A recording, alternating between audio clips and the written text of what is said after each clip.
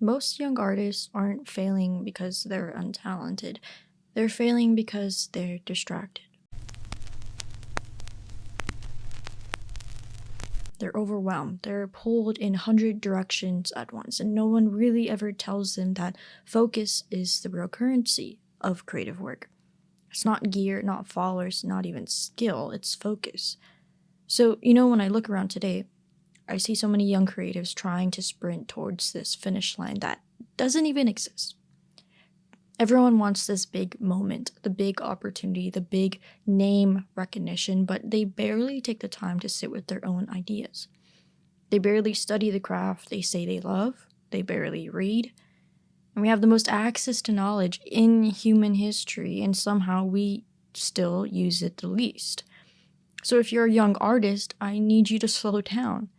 Take a breath, and take your work seriously. Read more, study more, observe more. When something inspires you, don't just scroll past it. Stop and ask why. Your mind gets sharper every time you dig deeper into the things that spark your curiosity. That's how taste forms. It's not through popularity, it's not through, what your friends are posting. It's going to be through discipline and attention. And honestly, everyone needs to take it to the next level. Whatever you're doing, double down on it. Go with purpose, go harder, go deeper into it. Because creative success doesn't begin when the world finally claps for you. It begins the moment you stand behind your own taste. You want to know what kills, most artists before they even get to start? Perfectionism. Perfectionism doesn't advocate anything. It doesn't move culture. It doesn't push boundaries. It just keeps you frozen in place, constantly waiting for some imaginary standard to approve your work somehow. But your creative taste, that's something different. And I think that really sharpens when you follow curiosity. And yes, it might confuse the people who liked your previous style. Like, isn't that funny? The moment you grow, the moment you evolve, the moment you step into the next version of yourself, people act like you betrayed them. As if evolution wasn't part of the job description, as if staying the same is somehow a virtue. Listen, there is no final form, no official manual, no correct way to make anything. When it all aligns like that, the smallest creative project really does feel like this amusement park almost. It feels alive. It feels like wonder. Creative success is this formula, but not the kind that people like to think. It's openness, your willingness to learn. Maybe, it's knowing who you are, your authenticity. It's communication, the way you express and direct your ideas. Then you've got luck, destiny, timing. And the last piece is love. Love for the craft, love for the process, love for the version of yourself who keeps trying, even when nobody is watching. So if you look closely, every part of that formula is internal. It's not about numbers, it's not about applause, it's not about the algorithm. It's literally about who you become while you're making things. And the part that people chasing approval never really get to experience is the actual feeling of creating. The feeling that art can literally feel like play again. A space built for wonder instead of fear. I think that's what happens when you stop obsessing about what they think. When you stop waiting for someone else to tell you your taste is valid. But I think the harder truth is that if taste is becoming this niche skill, then, there's this cost to standing behind it. You might lose clients who don't really see the full vision yet. You might lose followers. You might confuse the people who liked you before you grew. And if your confidence depends on numbers, the problem runs deeper than the art. For designers, photographers, editors, artists of all kinds, standing behind your taste means walking into a room where no one might understand you. Yet it means releasing a project and being met with silence. It means hearing, this is too experimental, right when you were, finally about to be honest about it. But it's still worth it because, standing behind your taste means taking responsibility for your inner world. So if your work fails, It's on you. It's not the algorithm, it's not the client, it's not the trend cycle. You can't hide behind all these excuses anymore.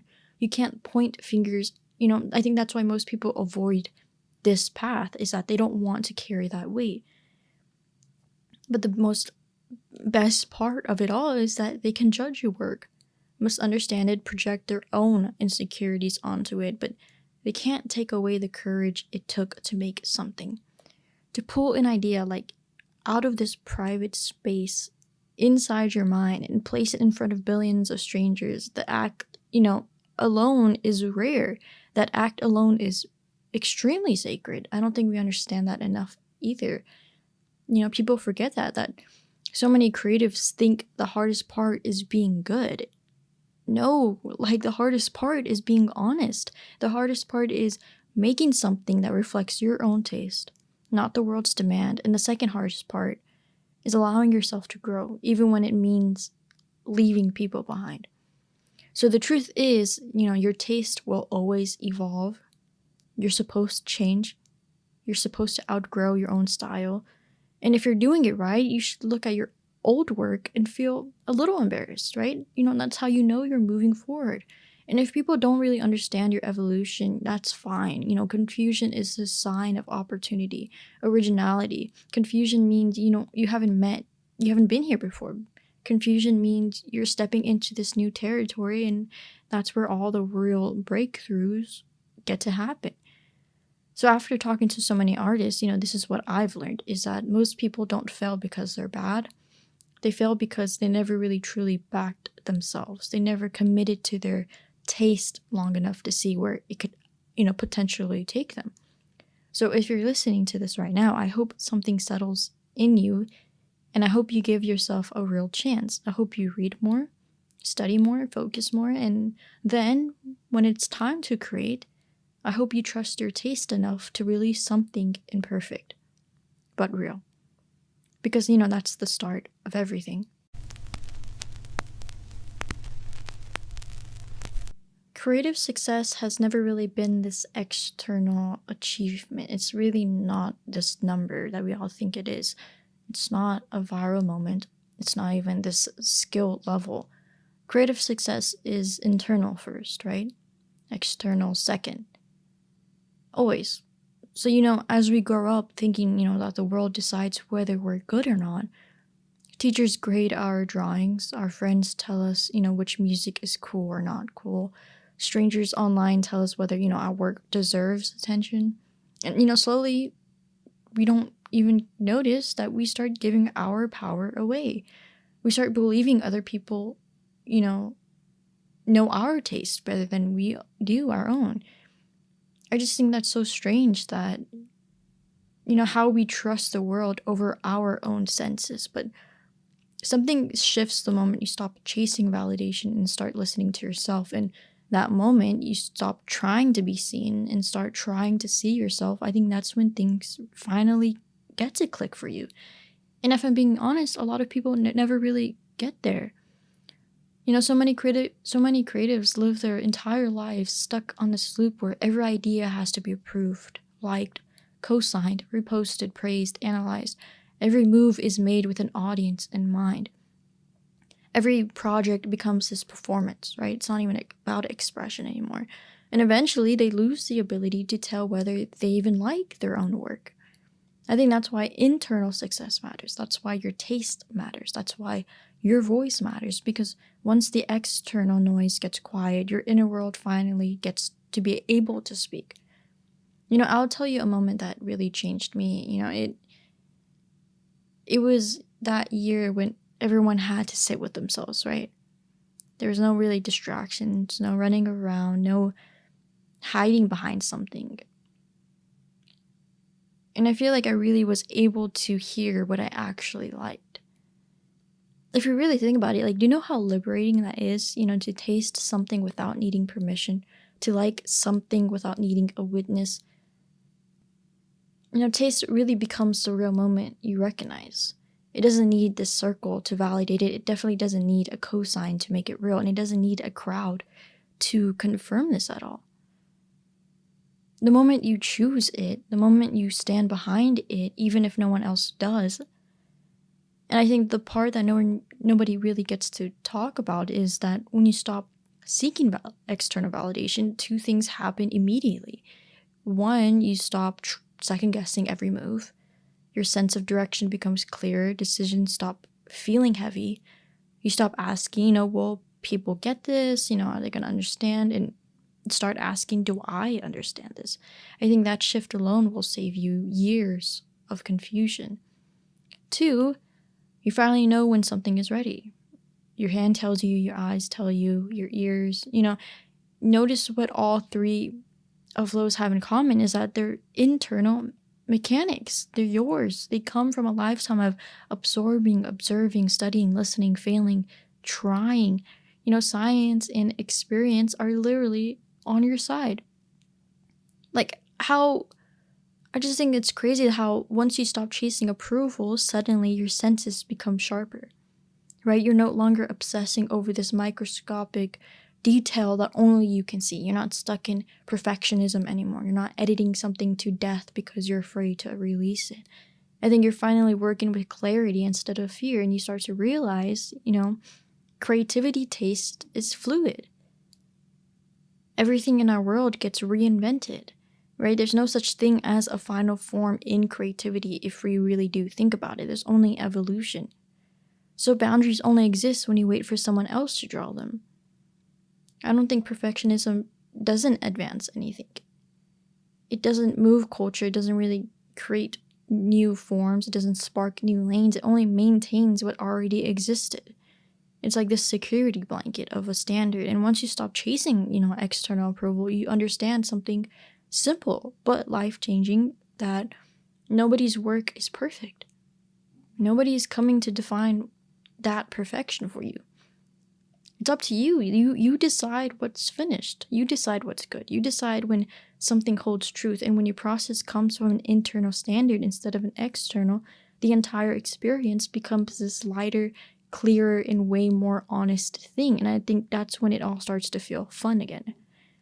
And I mean actually fun when everything aligns like that. It's freeing. A lot of people never really get to reach this stage. They chase approval their whole lives and then wonder why art feels painful, why it feels so stressful and so hard, why it feels like work instead of play. But I think they forget that creativity was supposed to feel magical before it was ever profitable. You can't feel wonder if you're creating from fear. Fear blocks taste. Fear blocks experimentation. Fear blocks evolution. Fear keeps you small even when the work, is asking you to grow. And after speaking to so many people, right? I've spoken to writers, artists, designers, producers. I've realized something that keeps repeating. That most artists aren't struggling with ideas. They're struggling with identity. They're not blocked creatively. They're more so blocked emotionally. And they don't trust their own voice anymore to commit to it. And I get it. Trusting your taste comes with risk. You might lose a lot of things, but that's the price of growth. That's the price of real evolution. That's the real cost of taking your inner world seriously. Because if you're always creating for the crowd, you're never actually going to find yourself. You're never going to break out of this cycle. And you never really get to experience that moment. And look, people will judge your work. They're going to misunderstand it, project onto it, twist it, miss the point entirely. But the part they can't touch is the courage it took to make it, to take an idea.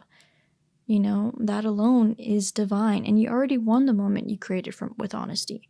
You already succeeded internally. And once that internal success is solid, external success becomes this byproduct, right? It's not the purpose. Creative success isn't about being praised. It's about being aligned. It's about knowing yourself clearly enough to say, I trust my taste. I trust my voice, and I trust my evolution. And when you get to that point, you stop creating from fear and start creating from possibility. You stop worrying about approval and start chasing wonder again. And I think that's why when the work finally becomes what it was always meant to be, this is what I think. We are living in a time where taste is rare, attention is scattered, confidence is fragile, But if you can hold on to your taste, if you can build an identity from the inside out, your work will carry something most people lose along the way: a soul, a reason, and a pulse. So creative success is internal first, external second. And once you learn that, everything's going to change for you. I promise.